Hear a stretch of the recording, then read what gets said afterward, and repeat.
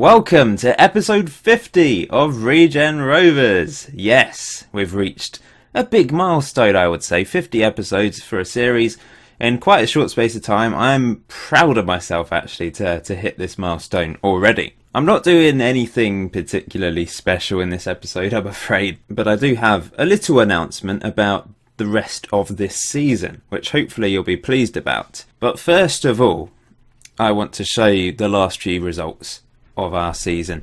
Now, we're still top of the table, but we have actually lost a game. You can see most recently against Bury.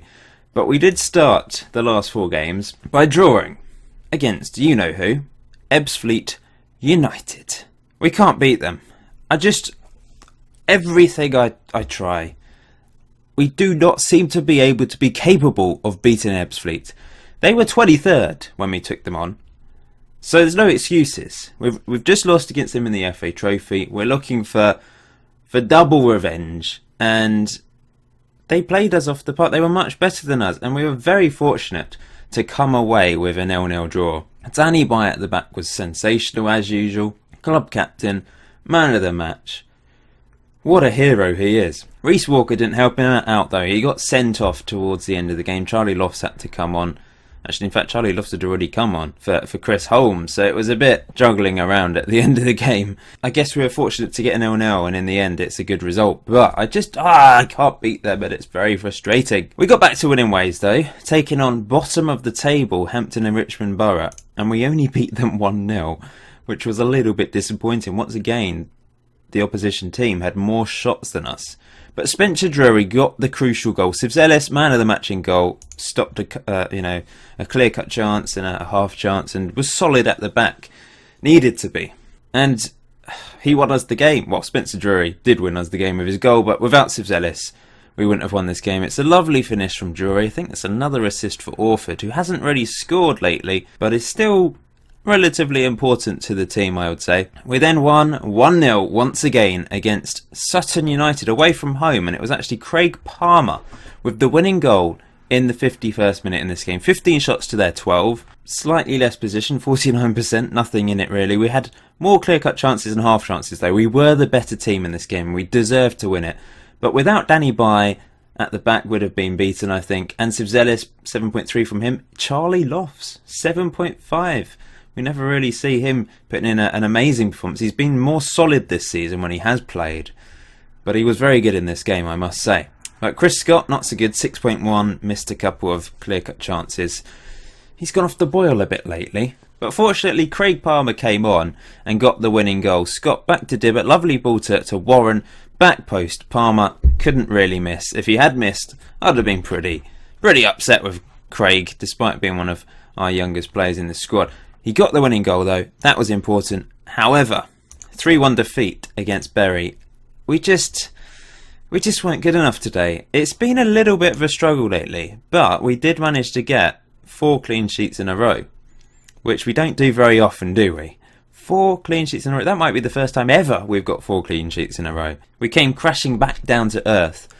With this 3-1 defeat to Bury, they just were much better than us. Defensively, we fell apart by 6.3. Don't know what happened in this game. Sensational in the 3 previous games, but this game, for whatever reason, my defence just couldn't cope with Bury. They're a team hoping to get into the playoffs, though, to be fair. They're a good team. So it's not the end of the world losing this game. We're still top of the table despite this defeat. Now, Spencer Drury did get a 70th minute consolation, but it wasn't enough, of course. Sawyer played it into Green. Lovely ball across, and Drury, the substitute, nice header at the back post. It was all about Green's cross though. It was a beautiful assist from him. And it could have been worse.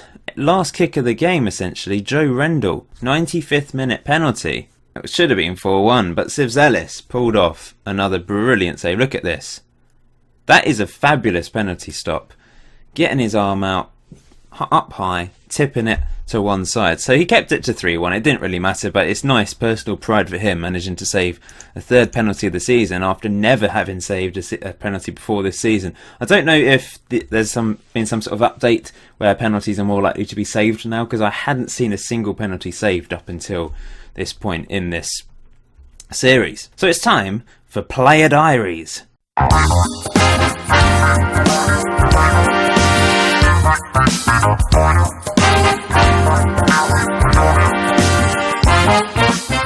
It's been long overdue, hasn't it? Danny White deserves to be our Player Diaries featured player today. He had a terrible game against Bury, but the 3 previous games to that were brilliant, and he's had a fantastic season yet again for the club. Now this is actually going to be the last Player Diaries feature of the season. I will be doing them again in season 7, and the reason for that will be revealed in a couple minutes. I would like you to help me out with this Player Diaries feature though, guys.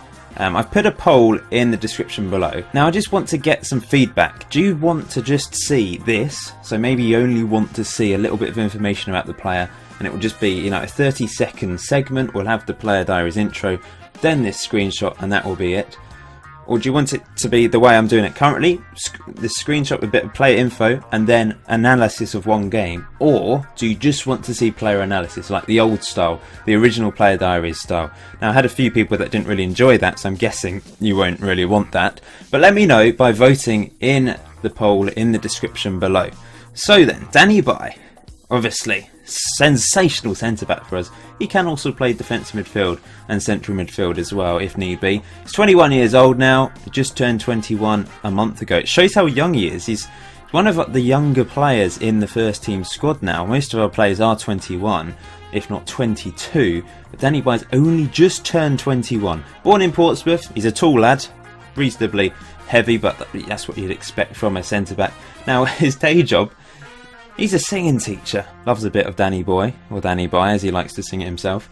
He did very well in his A-level music, and he's also got a grade 8 in singing. So during the day he goes around schools doing sort of individual one-on-one singing lessons. You know how you can have music lessons at school. That's what he does during the day. He would like to maybe be a singer in the future. If he can't make it in football, if he can't make a full-time career out of football, maybe singing is the option for him. And he does live at home with his girlfriend in Hawley, just down the road near Gatwick. Not too far away from Reigate. It's a bit cheaper there because it's near Gatwick, and he's living there with his young lady friend. Now we're going to focus on this match against Sutton United. Man of the match, 8.1 performance from him. We'll start with his passing, even though that's not really an element to his game that's key. As you can see from the back 3 there, he is the player that makes the most passes. Quite a few of them are direct, so quite a few passes were intercepted. They're long balls generally, but he did actually make one key pass in this game. Let's have a look, because it was a long ball. This is Walker pumping it up the pitch. It's headed away by intercepts, and it's a delightful ball over the top for Palmer to run onto, and somehow didn't score. That should have been a goal for Palmer. Aerial challenges, he is exceptional at this. You can see all the headers he won. He only lost 4 headers. That's actually a little bit higher than usual for him, and he only missed 1 header. 5 key headers, generally from corners. He's the guy heading the ball out. He's just brilliant at that. He doesn't really make any tackles, as you can see there. He didn't make a single tackle in this game. 1 foul, that's it.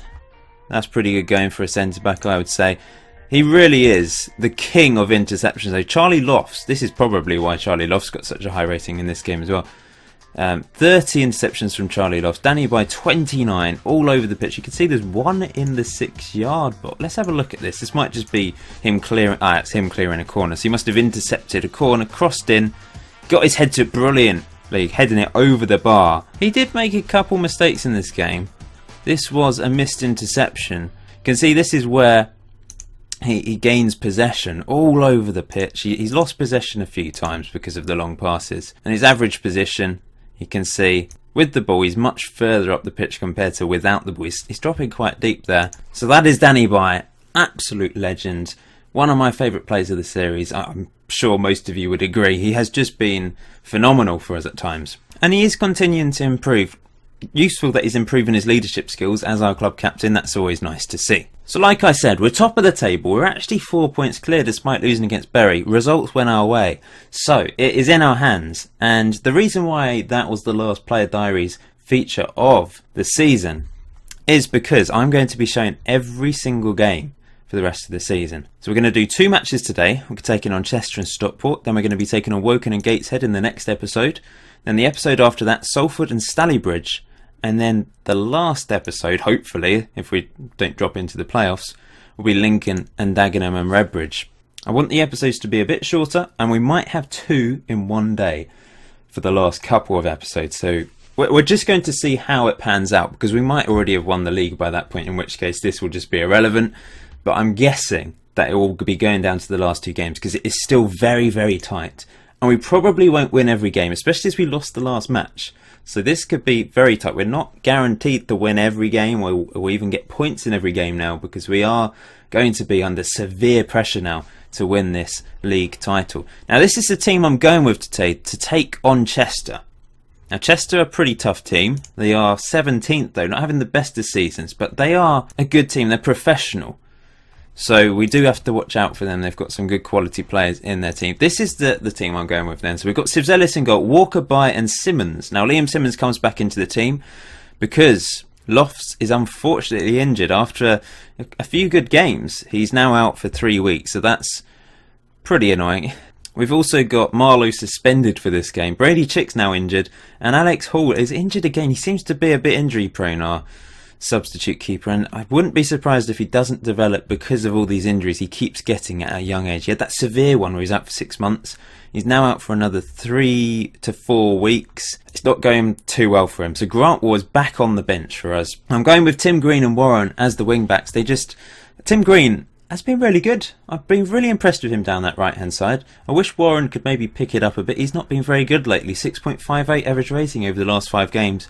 Don't know what's going wrong there for him. If he plays badly in this one, I think Watalasubi will have to come in and see if he can take his chance. Now Phil Sawyer comes in for Marlowe. He's alongside Dibber, who's ever present. Now, striker-wise, you've noticed we've struggled to score goals lately. We've been grinding out results. 1-0, 0-0. We lost 3-1 in the last game. We still only scored 1 goal. Drury is our top goal scorer though, so that's why I'm sticking him as the poacher. His average rating's not been great lately, but to be fair, he is the only one that seems to be scoring or likely to score. He's playing alongside Bradley Berry, who's back from injury. He's not really match fit, but I'm giving him another go to see how he does in that deep line forward role. Orford's going to play alongside him. He hasn't scored for a while, but I think he is top of the assists. Yes, 10 assists this season. He's really contributing to the team. Chris Scott is second with 8. And then there's Tim Green, Drury and Berry, who all have 7 assists each. So, wish me luck.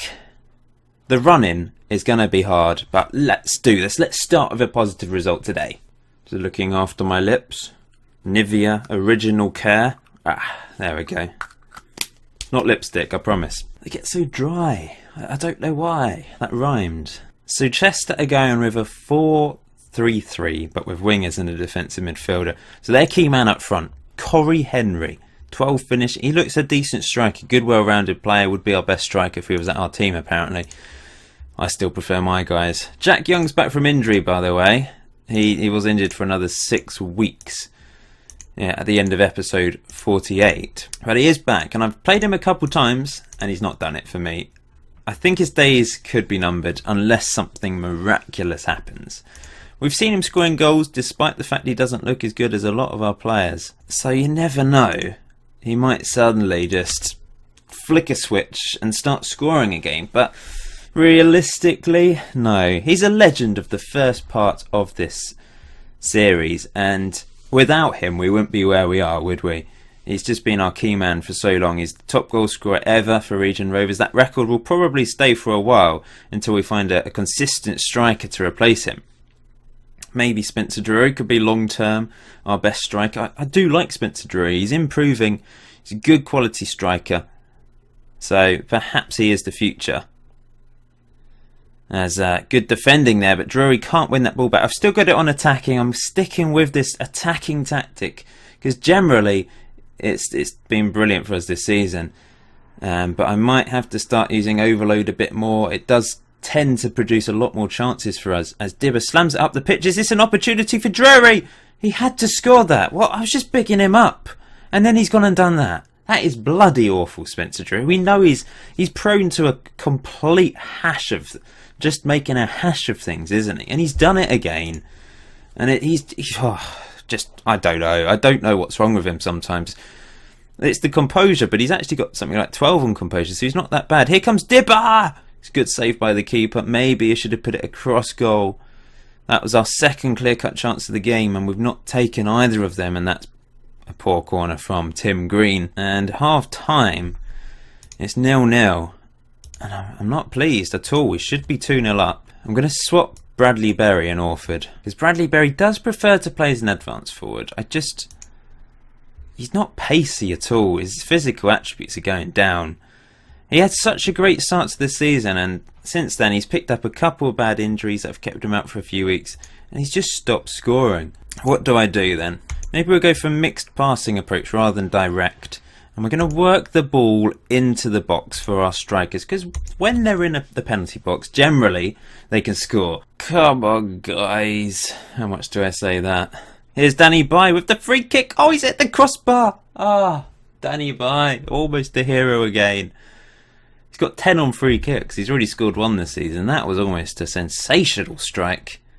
And I'm going to have to make some changes because nothing is happening for us. Bradley Berry, it's not working for him today. On comes Craig Palmer. Sawyer's going to come off for McKenzie. I know a couple of you seem to like Chris McKenzie, the American. I don't know if it's because you're from America and you want to, support him. He's done okay the couple of games he has played this season, but I think they're in the FA Trophy. You can see Siv Ellis having another good game. I'm tempted to go route 1 or more direct to Orford, play him as a target man. Maybe I should have taken Drury off for his awful miss earlier in the game. Chris Scott could come on. Well, this is annoying, isn't it? 73rd minute, and Warren. Dibber could have probably run towards the ball a bit better there, rather than backing off from the throw-in. But we've given the ball away in a dangerous position here, and Chester might be able to break us down. Oh, Dibber does well. Here goes Drury against Spencer Drury. It's 3 to Palmer. It was a good save by the keeper. I must say that was a good save. It was a great counter-attack from us. Palmer did pretty much everything right. He hit it first time.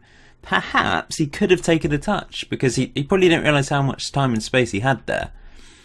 I am going to take Drury off despite that good pass from him there, but let's change it up. Let's put Chris Scott up. You've got the ability to score me a goal, my friend. I'm going to do it. We're going to go overload. Knocked away. Oh, bloody hell. Oh, it's offside. We survived. It did look offside. I had a feeling it was offside. I didn't want to get too angry before that decision was made. And that's going to be 0-0, isn't it? We're still 4 points clear as it stands. It's so tight, though. Can we get a late goal? 40 seconds to go. An adventurous ball doesn't find anyone. And why are we struggling to score all of a sudden? It's really strange. We were just so comfortable getting goals before. And our defence was maybe a bit shaky. But now it's our strikers that are letting us down as somehow. What the hell was going on there? That was unbelievable. How did the player miss? How did he miss that? That is such a lucky escape. I can't believe that. And then one of my defenders, 4 players got back at once, and one of them hit it into the head of another player. Oh, it was absolute carnage. And this is surely the last kick of the game. It's a corner. Let's knock it away. They've been the better team in the latter stages of this game. 62% possession for them as well. Maybe I should be counter-attacking at the moment. Never mind. I suppose overload, you don't really have much possession because you're just sort of thumping it up the pitch. It was a poor result. I'm going to say unlucky, which has meant Craig Palmer switched off. But I probably should have. I've been angry at them quite a lot lately with draws and defeats. So I didn't want to be too harsh. But I guess I'm going to say to the strikers, I'm not happy with your finishing, which is demotivated Spencer Drury. Come on. I want to see that last chance again. It must have been this one. This was the chance, I think. James Allaby. I don't know how he managed it, but it's a long ball over the top. Well, quite a long ball over the top. My defender's trying to get back. He hits the crossbar, then somehow Bye puts him off. Then someone smashes it into the head of another player. It's comical stuff, but somehow we escape with a 0-0 draw there. Why are we struggling to score though? I don't know. So with 7 games left to go, we're on 72 points. York, second place, 68. You've got Stockport and Barrow on 67. Those are the 4 teams, I think, are in this title race. I can't see Bury overturning 8 points to catch up with us.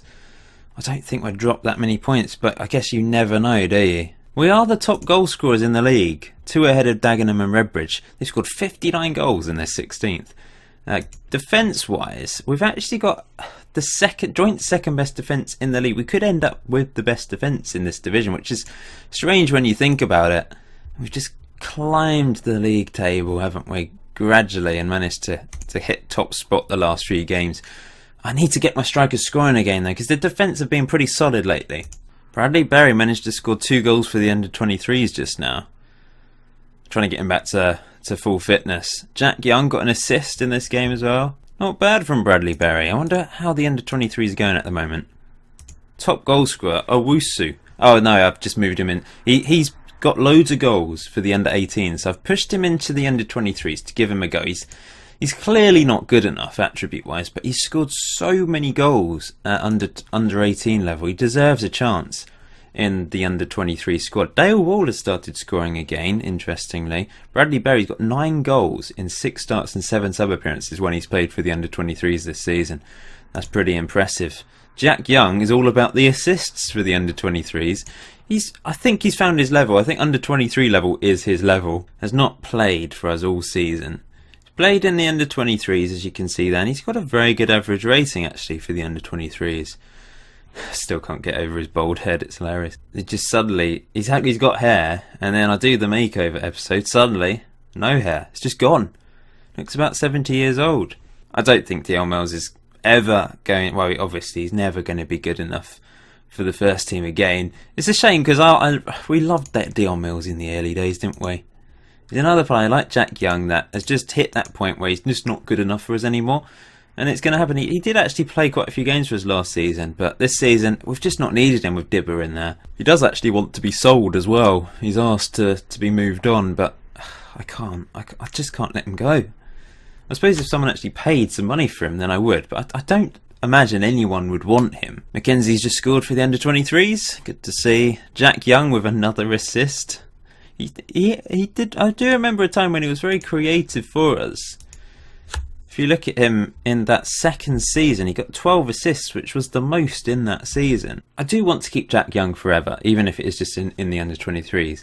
And I kind of want to play him in a couple games every single season, even if we're in the Premier League, just for him to get a goal. Because if he was to be able to score in every single season for us, like Ryan Giggs, for example, did for Man United, scored in every single Premier League season, didn't he? And if Jack Young could do that, that would be special. It's very unlikely though. You might as well just become a full-time plumber. I know some of you guys have been murmuring it in the crowd, but Jack Young, perhaps he should just be a full-time plumber, look after his plumbing business. Stockport County then, first versus third. This is a massive game for us. We've got Brady Chick and Darren Miller back, but they probably won't take part in this game because they're not fully fit at all. This is the team I'm going with to take on Stockport County then. Ellis, Walker, Bayern, Simmons, Warren and Green. Same back, 6 players. Simmons' average rating is awful. It is truly disgusting. He's not really taken a second chance. Although I've not really noticed him make any mistakes. He just seems to get terrible average ratings, whatever. The thing is, I never really saw him make mistakes in his previous stint at the club. It's just his average rating is atrocious. But because we got a clean sheet in the last game, I'm sticking with the same back line. We're a bit fortunate to get a clean sheet. We've got Holmes on the bench if need be. Marlowe is back in midfield. He's back from suspension. Dibber, next to him, of course. Orford, Palmer and Drury up front because Bradley Berry is a bit tired from his under-23 games. Maybe shouldn't have played him, but he's not really been good enough for the first team lately. Brady Chick is back from injury, so on the bench with Chris Scott and Mackenzie. No, he's tired. Not Mackenzie. Let's put Kevin Miguel on the bench, 17-year-old. Although he might be 18 now. No, he's still 17. Still a baby. Stockport County. We're aiming for revenge. They beat us last time out, remember? They're going with a 4-4-2, which we do struggle a bit against. I'm actually going to go overload from the start, which you'll think I'm mad, but it kind of works for us. I don't really know why, but when we do really just push forward and go for it, it kind of surprises the opposition and they back off. They're trying to defend against our overload. Obviously, they can hit us on the counter, but hopefully we have control of the game by going overload. That's my theory. Some people have said I should maybe try control out, especially when you're winning games, but I don't think it really suits my style of play. Although I do have two midfielders that are good at passing, but the rest of the team aren't particularly good at passing. So I'm not sure they'll keep hold of the ball, but I could experiment around with different things. I mean, I do, don't I? You know what I'm like. And we're 1-0 down. What was I talking about? I said, on the counter, they can hit us, and they did. And that's why I pushed the defence back when I'm on overload. 1-0 down, and this is a massive, massive result for them as it stands, because of the simple fact, if they win, they catch up with us a little bit. Whereas if we win, we knock them out the title race for a few games. It's not looking good for us today. We've already drawn one game that we really should have won. And now this massive, massive game where we're already losing after 30 seconds. And now they're controlling the game, passing it around us like we're not even there. And it's very frustrating as this could be 2. It's off the bar. It was a cross. I'd have been pretty annoyed if that had gone in. We're getting shots on goals, but they're from too far out. So we're going to work the ball into the box and see if that makes a difference. As they come forwards again, they're all over us, aren't they? But Simmons steps in. Good interception from him there, blasting out the pitch. Why didn't Dibber go for that? That's really annoying. They're just, this isn't working. Maybe overload was a little bit too optimistic of me. Here's Palmer, though. Maybe we can make a difference here. Lee Orford. He's gone for the long range one. I've told them to work it. Oh, it's not. It's still pending. Now maybe we won't have long shots like that. Stockport are 2 points behind us as it stands. I might have to throw Brady Chick on. Just pump it up to him. Half time. 1-0 down. Spencer Drury. Poor game from him. Orford's going to go into the poacher role. And we're playing Chick as a target man. We're going to smash the ball up the pitch. I mean, our previous approach obviously wasn't working. I'm also going to play Marlowe as an attacking central midfielder rather than a ball-winning one. Early on in this half, here's Brady Chick, loses the ball. This defeat does make the title race a bit more interesting going into the next few games, to be fair. Stockport, are they going to be a bogey team for me as well? Because we lost against them earlier in the season, and 30 minutes to go, it doesn't look good. We just can't seem to score at the moment. It's really annoying. I don't know what's happened. It's like my tactics suddenly just stopped working. When previously we were just so free-flowing, scoring goals easily. I mean, I don't have a massive top goal scorer in the team, but they've shared the goals around the strikers. It's really annoying. Tim Green, is this the opportunity? Lee Orford, how are you missing that? Like, we wouldn't have missed that before. Somehow he has missed that. And he's coming off for Chris Scott. That was a clear-cut chance. I'm moving these guys forward. Going to give Miguel a chance. Okay, we're trying a few different things. Going for a proper 3-4-3 now. It doesn't look like it's going to happen for us today. Here's another highlight though. Maybe we can counter-attack from this. Or concede. We've had the same number of shots, same number of clear-cut chances, same number of half chances as them. But they've taken their chances, and we haven't. Suddenly the wheels have come off the bus. We're not playing a bus, we're not parking the bus, but you know what I mean. It's just...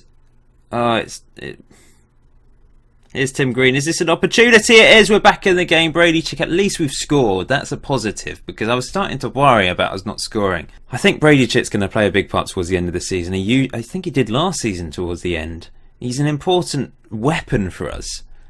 And I think he's going to be playing as the target man for us for the last few games of the season. It looks like we're going to still lose this game unless we can pull off a miraculous comeback here. Here's Brady Chick winning the header. Marlowe into Tim Green. Maybe a second goal straight away. Here's Brady Chick. Plays it to Dibber. Suddenly the crowd are getting excited as that's a wayward ball from Dibber. But he's lost the ball. What's he doing there? But Walker does really well. Dibber into Chick. Into Marlowe. Out wide to Tim Green. Can he put a ball in? It's back to Marlowe. It's back to Tim Green. This is nice play. Brady Chick. Dibber. Now lovely ball. Scott. Marlowe, he's hit it. It's off the post. It's so unlucky. The keeper tipped it onto the post, I think. And that was very unfortunate. And now it's a corner to Stockport. Are they going to kill the game off? It's knocked away by Brady Chick of all people at the near post. Somehow we clear it away. I think it was Simmons getting rid of that. I think that's it though. I'm going to push these two guys forward for the end of this game. And Danny White can go into the middle. Okay, last gasp chance. We're 1 point ahead of York City. This makes it really exciting for the last 6 games of the season, but it doesn't do my heart any good. Only 1 point today is just not good enough. And this is going to be the final whistle. Walker steps in. And that's it. We just couldn't do it against Stockport. And for the second time this season, we lose 2-1 against them. Simmons, 6.4 again. To be honest, I thought it was looked like our best defender at times. Made a couple of really good interceptions, but once again, average rating for him is awful. I think it's just inbuilt into him that he can't get above a 6.5 or something. I'm going to say that because on paper we were very close. We deserved a draw from that game, I think. But, a draw and a defeat. It's not been a good episode, has it? And suddenly we've lost 2 games in 3 and we haven't won for 3 games. What has happened? I need to have a think. I don't know. I don't know what I'm thinking. I can't change it now, can I? I can't change the tactic now, but I could go to that one for the end of the season just to make things a bit more solid. But then again, we're struggling to score goals. I don't know. Well, the next episode, guys, will be tomorrow, and we're going to be taking on Woking away from home, who are 17th, and Gateshead, who are 11th. 2 teams we really have to beat, but both of them are away from home. So they're massive fixtures. It's 2 games in 4 days. Thanks for watching today's episode. It's been a disappointing one, but please smash that like button anyway, and show some encouragement to the guys for this end of season push for promotion. 6 games to try and win this league title, guys. It's so close. 1 point above York, 2 points above Stockport and Barrow. Wow.